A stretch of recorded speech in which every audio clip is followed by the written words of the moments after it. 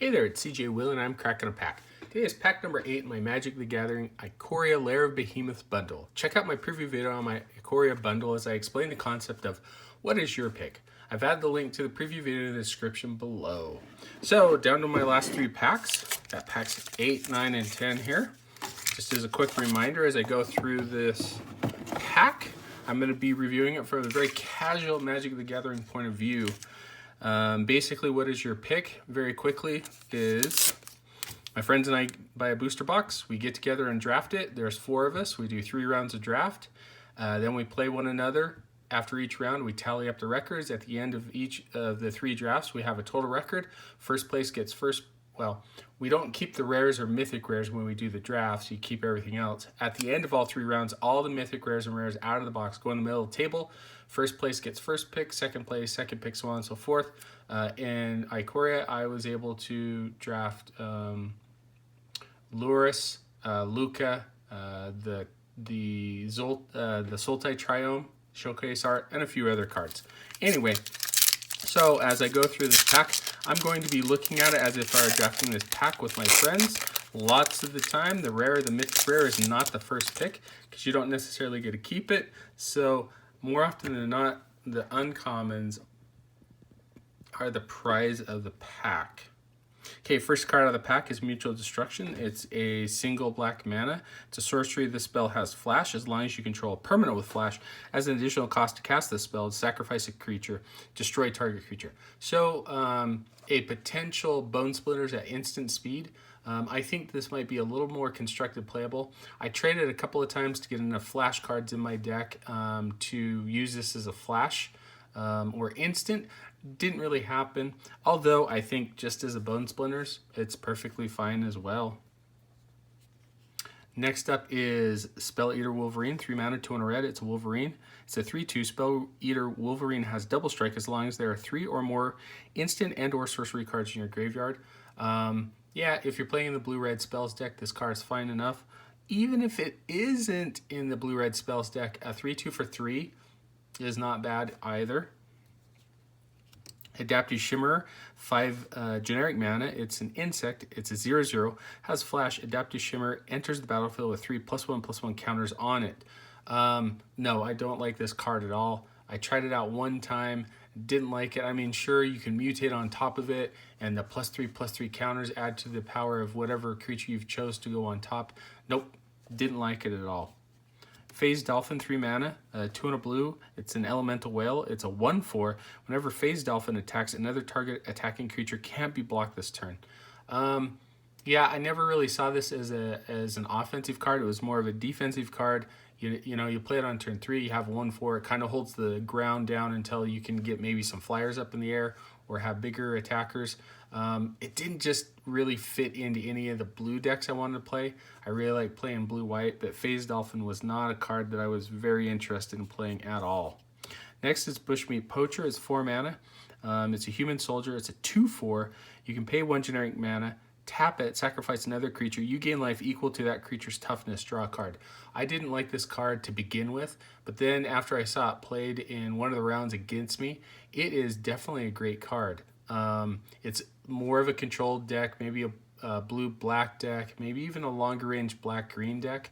But being able to sacrifice a creature, a blocker, whatnot, gain some life out of it, keeps you around until the late game. So I really enjoyed this card. And in my last round, I went black, and I don't remember quite off the top of my head. I think it was black-green, and I used Bushmeat Poacher, and it was a good card. I liked it quite a bit. It did a lot more than what I expected it to do. Fully Grown, 3 mana, instant, well, 2 and a green instant. Target creature gets +3/+3 until end of turn. Put a trample counter on it. Total combat trick.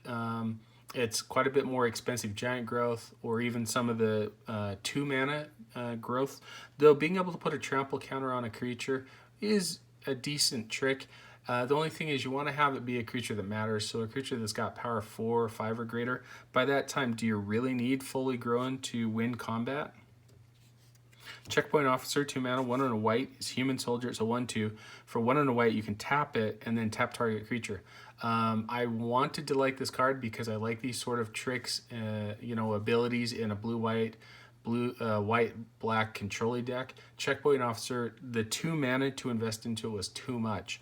It seemed that I was mana constricted when I wanted to use it. In fact, one of my rounds, one of my friends played one of these, and he sat on 5 or 6 mana the entire game and was completely mana restricted because he was on the defense, and he wasn't able to play his other cards because he wanted to tap down my biggest creature, which was a green creature that was getting him for a lot of damage. Checkpoint Officer was a definite no in this set. Boot Nipper, 2 mana, 1 and a black beast. It's a 2/1. Boot Nipper enters the battlefield with your choice of Death Touch counter or a lifelink counter on it. More often than not, it's going to be a Death Touch counter. A 2/1 Death Toucher that just sits on the ground, blocks everything. Rarely would I even use this with a lifelink counter. The Death Touch counter is going to be the one that holds the fort on the ground while you can attack in, or potentially just wait till some of your bigger threats hit the table. Wilt, 2 mana, 1 and a green instant, destroy target artifact or enchantment, cycling for 2 generic mana. Wilt makes Naturalize almost obsolete, or some of the other cards, because you can put it into your main deck if you need to, and then if you don't need it, you just pay 2 generic mana, pitch it, and go get a card that you need, either a land or some other card. Haven't played a ton with Wilt, but I see it being played quite often in Constructed because of the number of annoying artifacts and enchantments out there. So Wilt, although it didn't have too much in the way of limited, I could see something with Constructed. Migration Path is our first uncommon. It's 4 mana, 3 and a green.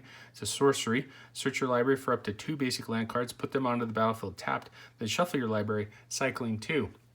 So I think this makes it an upgrade over Explosive Vegetation, simply because for the same amount of mana, you're going for the same amount of basic land cards, but if you don't need it for whatever reason, you can cycle it for 2 mana. Now the argument would be you're playing this card for a specific purpose, to go and get lands. So it may make the cycling a little obsolete, but in late game, you may want to just cycle it to get another card because you've got sufficient number of lands. However, in limited, still a good card if you're trying to mana ramp. Migration Path will get you there. Insatiable Hemophage, 4 mana, 3 and a black. It's a nightmare. It's a 3/3. It has Death Touch. Whenever this creature mutates, each opponent loses X life, and you gain X life, where X is the number of times this creature is mutated. You can mutate it for 3 mana, 2 and a black. Great uncommon. It's probably one of my favorite black uncommons. Having Death Touch and being a 3/3 is great. Gaining life, you gain life, opponent loses life. That is kind of a nifty bonus, but where it really comes down is if you really want to get crazy, you play this card first at 4 mana, and then you mutate on top of it the black mutate creature that gives it menace. So now you've got I think a 4/5 menace Death Toucher. Now that's a fun combo. I've been able to pull that off a couple of times. If not, if you're mutating this onto something else and giving it Death Touch, and then you've got the incidental life gain, life loss, great uncommon. I really liked Insatiable Hemophage. Next card is another great one. This will be a hard pack to have a pick one. Dire Tactics, 1 white and a black. It's an instant exile target creature. If you don't control a human, you lose life equal to that creature's toughness. Love Dire Tactics. Not only in limited is it just phenomenal. It takes care of that annoying creature, but it's going to have some constructed playability. I liked it. I was able to draft it once in my Obzon deck, and every time I needed it, I was able to destroy it or exile a really, really annoying creature. And each time I was able to do it, I had a human on the battlefield, so I didn't need to take any life loss. Dire Tactics, another great uncommon. This will be a definitely tough pack to pick from. Now we have our rare and mythic rare. Hopefully it's something great. Let's see what we've got. We have Zerda, the Dawn Waker. 3 mana, 1 generic, then Hybrid Boros. Hybrid Boros, it's a legendary creature, Elemental Fox. It's a 3/3. Abilities you activate that aren't mana abilities cost 2 less to activate. This effect can't reduce the mana in that cost to less than 1 mana. So basically a Training Grounds that was in blue. It was, I think, an enchantment way back in Zendikar. And then 1 generic mana, you can tap it. Target creature can't block this turn. It has Companion. Each permanent card in your starting deck has an activated ability. And limited deck Companion is really hard to pull off. You've got to have a lot going for you. Red-White does have a lot of creatures with activated abilities, but very difficult to do. You could go white with another color, red with another color, and try it out. Mainly, it's a 3/3 for 3. with a nifty ability that you can keep a target creature from blocking this turn if you need to get in some damage. It was drafted in our play group. We had one of them. It didn't get. I think it did get played, but it simply got played as a 3/3 for 3. It's probably on the lower end of some of the companions in limited. It's not going to be the pack one pick one in this particular pack, but interesting card nonetheless. And then we have a foil Jubilant Skybonder, 3 mana, 1 hybrid Azorius. Hybrid Azorius is a human wizard at it's 2/2 flyer. Creatures you control flying have spells your opponents cast that target this creature cost 2 more to cast. This is a card that I love. Blue-white flyers is definitely down my alley. It's a deck that I'm really comfortable with. Giving protection to this creature and other flyers is great. In draft, I actually did draft this as a pack one pick one in a blue-white flyers deck. It was about a 500 round. I won. I think I went 3-3 in that round. Jubilant Skybonder was great. It drew out a lot of the destroy to get rid of it and allowed me to play some of my other blue-white flyers. In this particular pack, it is a pretty good card. Blue or an island, and then the punch out counters. Looking at this, I would have to say that my pack one pick one is going to be among these 3 cards.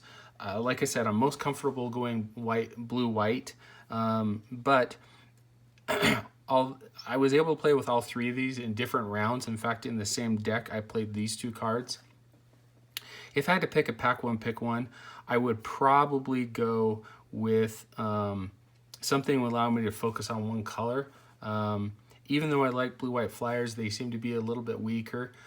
If I were picking pack one pick one, I would go with Insatiable Hemophage. It's definitely a card that did a ton of work, having Death Touch on it, being able to mutate other creatures on top of it, life gain, life loss. I can pretty much guarantee I'd take this pack one pick one, and I would not be seeing either of these 2 cards. The next pick more than likely would be Dire Tactics, and then someone would take Jubilant Skybonder.